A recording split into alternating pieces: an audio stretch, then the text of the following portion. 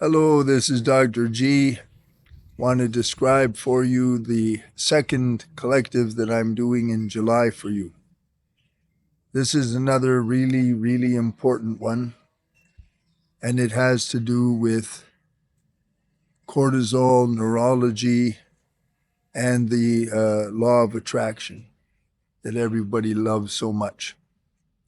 There are certain conditions that have to be met neurologically in order to actually engage the law of attraction. Now, the law of attraction works 24/7 and it never stops because it's the law of resonance. Your brain, our brain, is designed with a little organ called the amygdala, which acts like a little sentry guard.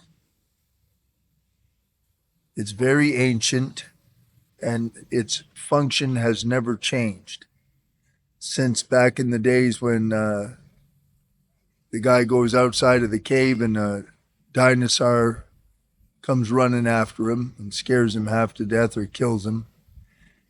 The amygdala's job is to sense or see or notice the danger, the threat.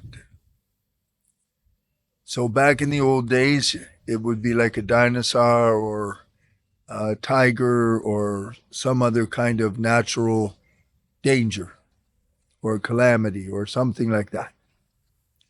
And then as soon as that amygdala senses something, it immediately drops cortisol into your body temple to fire up your big muscles, because you're going to have to either run away or fight. So they call it the fight or flight response. Now, the human brain has not evolved since it first was developed.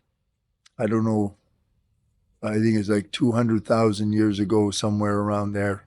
All of a sudden, the human brain as we have it right now today was there. Okay, so it wasn't developed by evolution. It was suddenly there and it's never changed. So the amygdala's function has never changed. Now, the amygdala does not calibrate or rate a threat. So a tiger is the same as getting a bill from the collection agency, and it scares you. The bill scares you because they're going to evict you. Tiger, Tyrannosaurus Rex, or the bill is the same for the amygdala, and it dumps the cortisol to get you ready to fight or run away. Now, when it dumps the cortisol,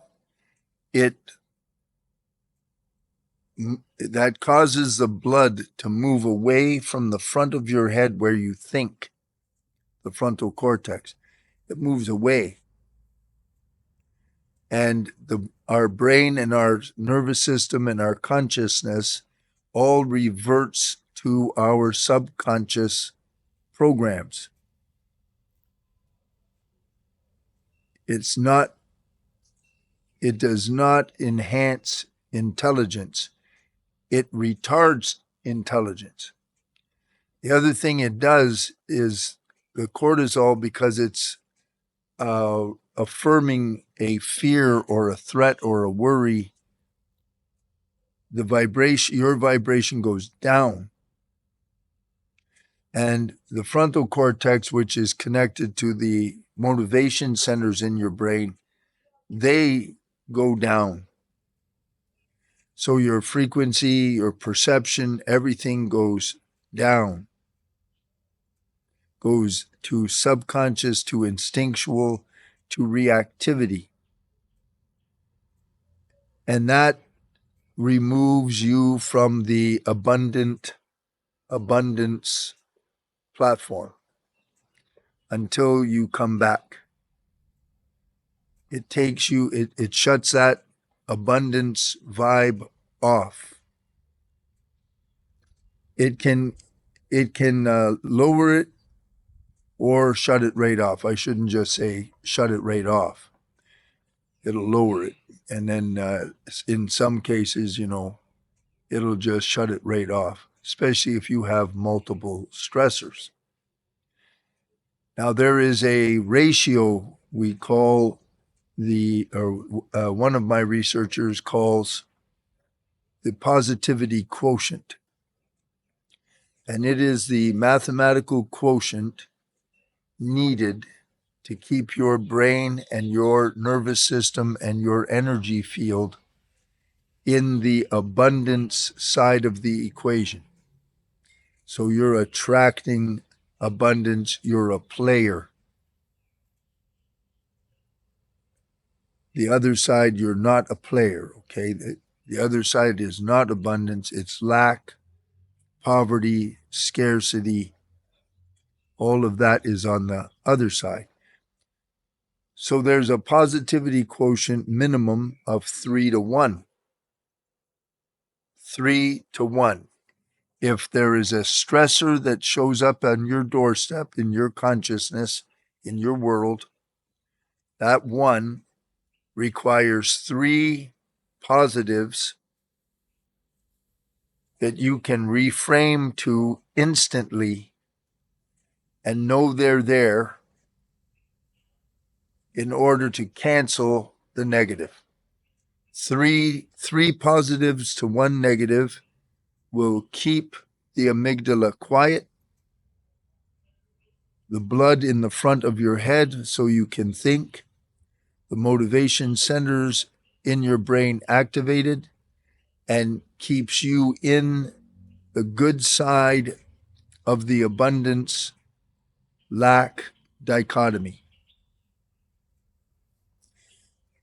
The 3 to 1 has a caveat. The 3 can't just be there. You have to be conscious of them. And when the stressor hits or the threat hits, whatever it is that's negative or dangerous, whatever, you have to be able to consciously see it and reframe right away. You say, yeah, but I got this. Yeah, but I got that. Yeah, but I got this. And the amygdala will stay quiet. You won't dump cortisol, and you'll stay on the good side of the scale. When you see guys like Tony Robbins and John Assaraf and multimillionaires that are very, very successful, those guys, when they measure their quotient, they're like 10 to 1, 9 to 1, 8 to 1. So even a really big hit that would knock us flat on our back doesn't even affect their vibration at all. At all. It just goes in and out right like water running off a duck's back because their positivity quotient is so high.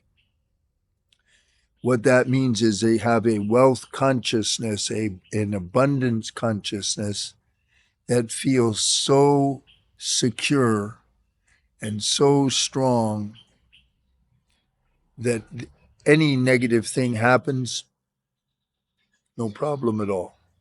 Nothing.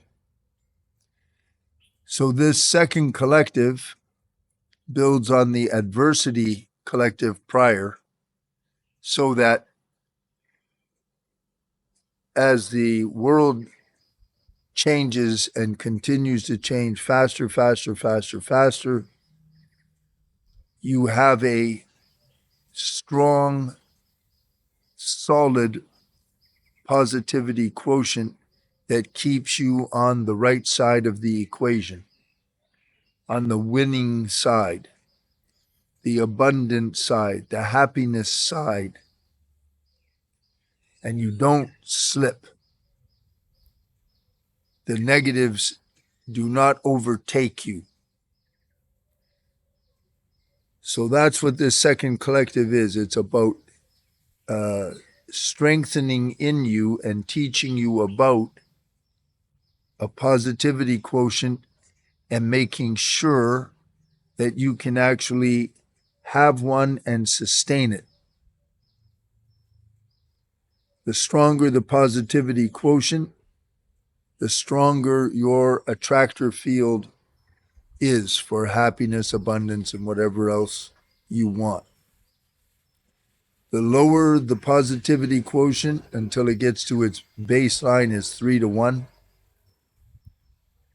the less the strength of your attractor field. Okay, I hope that makes sense. This is brain neurology combined with energy science. These are facts. It's not a theory or anything like that. And it's really, really important. It goes hand in hand with the adversity mindset. Okay, I wanted to explain that to you, and try not to miss these collectives. They're really, really, really important.